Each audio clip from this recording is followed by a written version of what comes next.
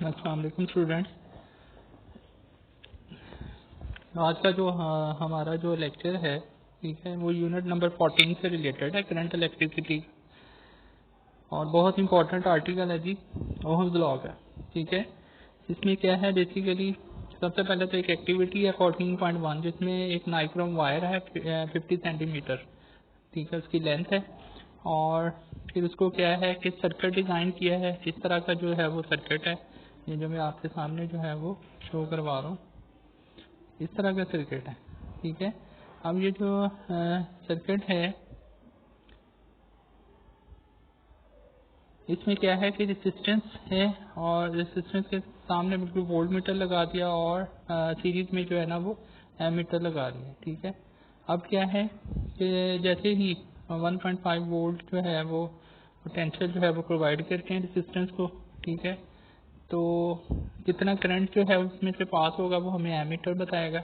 इस तरह हम क्या करेंगे कि एमीटर से भी रीडिंग लेते जाएंगे और वोल्ट मीटर से भी रीडिंग जो है वो लेते जाएंगे। वोल्ट मीटर की रीडिंग जो है वो बढ़ा के ना।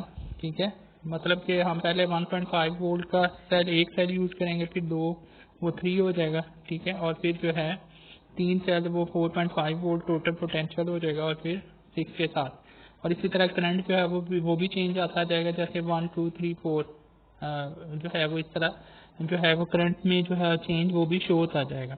ठीक है, तो इस तरह क्या होगा कि आप देखेंगे कि जो एवरी टाइम जब आप पोटेंशियल बढ़ा रहे हैं तो करंट जो है ना वो भी बढ़ रहा है। ठीक है, तो ओहम्स का यही लॉ है, इसके मुताबिक ही इसी को उसने डिफाइन किया है। The amount of current passing through a conductor is directly proportional to the potential difference V applied across the ends of the conductor। मतलब ये आपके पास जो है वो एक कंडक्टर है और ये उसका ये जो एंड्स हैं, ठीक है, इनको कितना पोटेंशियल मिल रहा है उसके डायरेक्टली प्रोपोर्शनल है। तो करंट और पोटेंशियल के दरमियान में बेसिकली द रिलेशन है, और रिलेशन क्या है वो भी डायरेक्टली प्रोपोर्शनल। डिफाइन उसने इसी तरह की है, the amount of the current I passing through a conductor is directly proportional to the potential difference we applied across the ends of the conductor. और कंडीशन क्या है कि temperature and the physical state of the conductor does not change. मतलब अगर आप इसका graph बनाएंगे ना तो that will be look like that, इस तरह होगा, स्ट्रेट लाइन होगा इंक्लाइंड में। ठीक है, तो जब आप इसका ग्राफ बना रहे हैं स्ट्रेट लाइन बन रहा है। ठीक है, लेकिन अगर आप कंडीशंस को फॉलो नहीं कर रहे, ठीक है, आप जो है टेम्परेचर जो है बढ़ा देते हैं। तो एक रीडिंग आपने 1.5 के साथ ली है और उसको टेम्परेचर कुछ और था, दूसरी 3 के साथ रीडिंग ली है, करंट मेजर किया है। ठीक है, तो वो टेम्परेचर बढ़ा के तो आप देखेंगे कि वो नेक्स्ट टाइम 2 नहीं होगा, 2 से कम हो जाएगा। मतलब कि टेम्परेचर के बढ़ाने से जो रेसिस्टेंस है वो बढ़ जाती है और करंट जो है ना फिर वो कम फ्लो करता है। ठीक है, अब इसी चीज़ को उसने जो है ना आगे जो है इक्वेशन बना दी है कि आई जो है that is directly proportional to जो है वो V है और V directly proportional to I। ये इसमें मिसिंग है, I जो है डायरेक्टली प्रोपोर्शनल का साइन जब वो हम लगाएंगे, ठीक है, तो I directly proportional to V और V directly proportional to I बन जाएगा, और V is equal to I R. हमारे पास फाइनल इक्वेशन जो है ना वो आ जाएगी V is equal to I R. तो ये आगे हमारे पास ओहम लॉ की इक्वेशन है, that is the most important one. ये बहुत ही इंपॉर्टेंट है, इसको हमने न्यूमेरिकल में जो है वो यूज़ करना है। ठीक है, न्यूमेरिकल भी करेंगे इससे, और आगे कॉम्बिनेशन है उसमें भी ये हेल्प आउट करेगा। ठीक है जी, और आर यहाँ पे प्रोपोर्शनैलिटी कांस्टेंट है।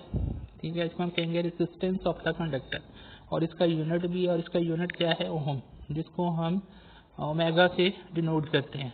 इस तरह का हेडफोन का सा साइन होता है जिसको ओमेगा कहते हैं। ठीक है, ये यूनिट ऑफ रेजिस्टेंस है। अब आगे जो है अगर आप इसका ग्राफ बनाएं तो जैसे मैंने कहा कि वो स्ट्रेट लाइन में ग्राफ आएगा।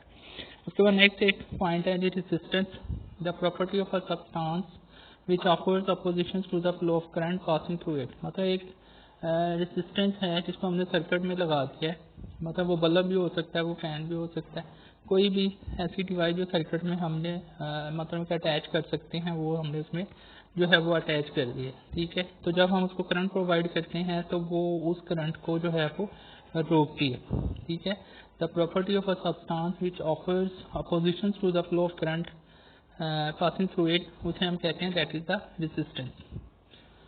इसके बाद देखिए कि जो रेजिस्टेंस है इसका यूनिट क्या है, ओहम है।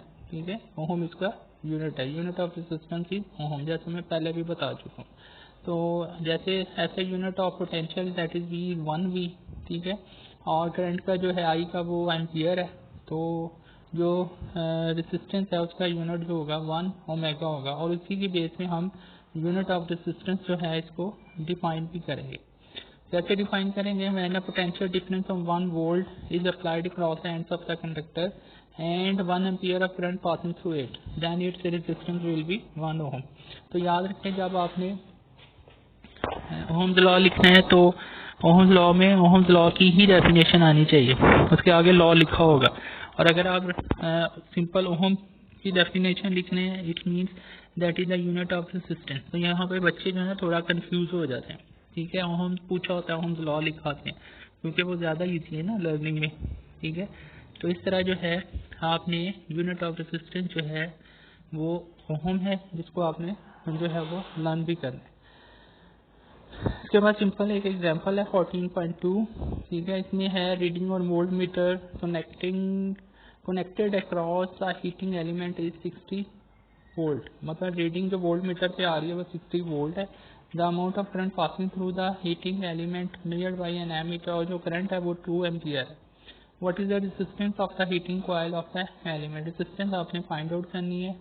V इक्वल टू V 60 है, I 2 एम्पियर है, और ओम्स लॉ को यूज करते हुए V equal to I R, R equal to V over I करेंगे, और फिर फाइनली आप इसमें वैल्यू पुट करें और आपके पास 30 वोल्ट पर एम्पियर यानी कि 30 ओम जो है वो आंसर आ जाएगा, ठीक है। तो ये एक एग्जांपल थी, और ये हमारा एक बहुत ही इंपॉर्टेंट आर्टिकल है, ठीक है। इसको आप जो है वो अच्छी तरह से याद करें। ओके जी, अल्लाह हाफिज़।